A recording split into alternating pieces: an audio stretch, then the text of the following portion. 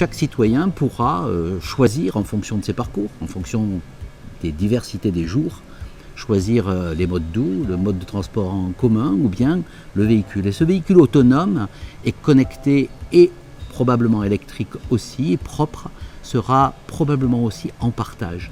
Et donc on peut imaginer que le déplacement de demain, c'est le véhicule autonome. C'est la raison pour laquelle je pense qu'il faut investir dans cette innovation à Sophia Antipolis, mais dans l'ensemble du territoire national. Évidemment, pour nous, c'est un enjeu majeur que de préparer et d'aider ces activités industrielles à travers notre implication. Et on prépare donc à la fois, bien sûr, les voiries, comme je vous l'ai dit, la signalétique, et nos budgets de communication, évidemment, seront orientés vers l'accompagnement de cette nouvelle technologie. Sur une commune de la métropole, Pibrac, la navette EasyMile est déjà en action. C'est une navette, c'est-à-dire c'est un véhicule autonome, mais un véhicule collectif. On se donne un peu de temps pour voir quelles leçons globales on peut en tirer. Sur le véhicule autonome, évidemment, le rôle des collectivités il sera incontournable et les collectivités ne pourront pas prendre des décisions le concernant indépendamment de tout le système de déplacement avec les autres modes de déplacement plus classiques que l'on connaît déjà. Plus marginal, mais sur lequel il y a aussi beaucoup d'espérance industrielle, c'est les droïdes qui vont faire de la livraison sur le trottoir. Et là, les problématiques sont relativement différentes, notamment en termes de réglementation, ça n'a rien à voir. C'est pas l'intégralité du code de la route qui s'applique, etc., etc.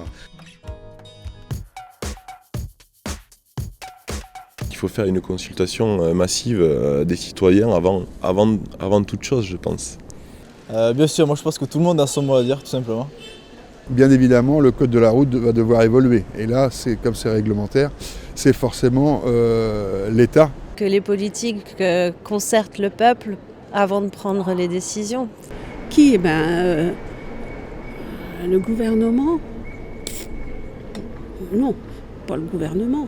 Il faut que ce soit fait en concertation avec les conducteurs, forcément, mais que les grandes lignes soient vraiment dirigées, je pense, par les autorités compétentes. En Europe, on est dans une situation particulière qui est l'organisation communautaire.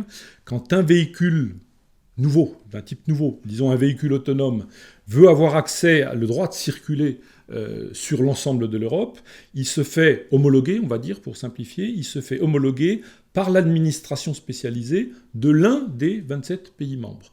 Et ça lui donne le droit de circuler dans la totalité des pays membres. On peut imaginer un comité d'éthique qui fasse un peu une réflexion indépendante des constructeurs. Et peut-être, pourquoi pas, prendre un peu l'avis aussi de la population. Ça serait pas mal quand même, hein ? Je pense que c'est mieux si la décision est prise par un ensemble de personnes, par tous les citoyens, plutôt que par les constructeurs des véhicules ou l'État de façon isolée. Bon, on va pas rentrer dans un débat comme ça, mais voilà, il y a des choses où les gens sont consultés, au final on fait quand même le contraire. Donc, Je pense pas que le peuple ait son mot à dire, parce que le peuple, à part les utiliser, ils participeront en rien à la mise en place de ces voitures-là.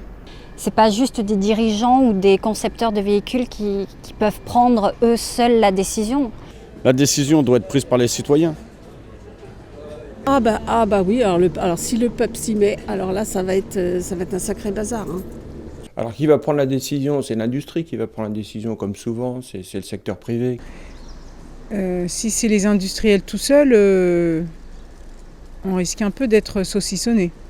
Alors concernant les industriels, c'est pas leur place. Là, les industriels peut-être. Non, pourquoi pas les industriels non plus, je vois pas non plus. Alors qui ? Mais je pense que plus que jamais, on doit décider tous ensemble. Sinon, on va à la catastrophe. c'est pas nous qui avons le choix en fait. Si eux, au-dessus de nous, décident que ça se fera et on peut dire ce qu'on veut dans un référendum, c'est pas nous qu'on écoutera. L'avis des citoyens va compter à la fois dans la perception mais aussi dans les évolutions technologiques. Et donc ce débat citoyen, à mon sens, est essentiel. Les citoyens ont un rôle central dans cette aventure parce que bien évidemment, il faut que la partie technologique ne soit pas la première. Il faut d'abord que l'utilisation, l'usage soit facilité. We need the citizens because they will have important information to share that normally doesn't come out through experts and stakeholders. Et je pense que c'est important d'anticiper plutôt que de se retrouver avec des difficultés sociétales qui risquent forcément de se présenter compte tenu de cette révolution qui est probablement à l'image de ce qu'on a connu avec le chemin de fer ou la voiture individuelle. Et nous devons donc anticiper cette évolution pour faire en sorte que chaque citoyen puisse en bénéficier. Les pouvoirs publics sont là pour effectivement accompagner les changements. Les véhicules sans conducteur, c'est une réalité qui va impacter, qui impacte déjà les citoyens. Ça les concerne à eux, c'est leur vie quotidienne et donc c'est normal qu'à un moment ils soient informés et qu'ils prennent la parole. Autrement dit, la participation citoyenne, elle est utile aujourd'hui pour débattre parce que demain, ça sera l'avis et l'usage des citoyens.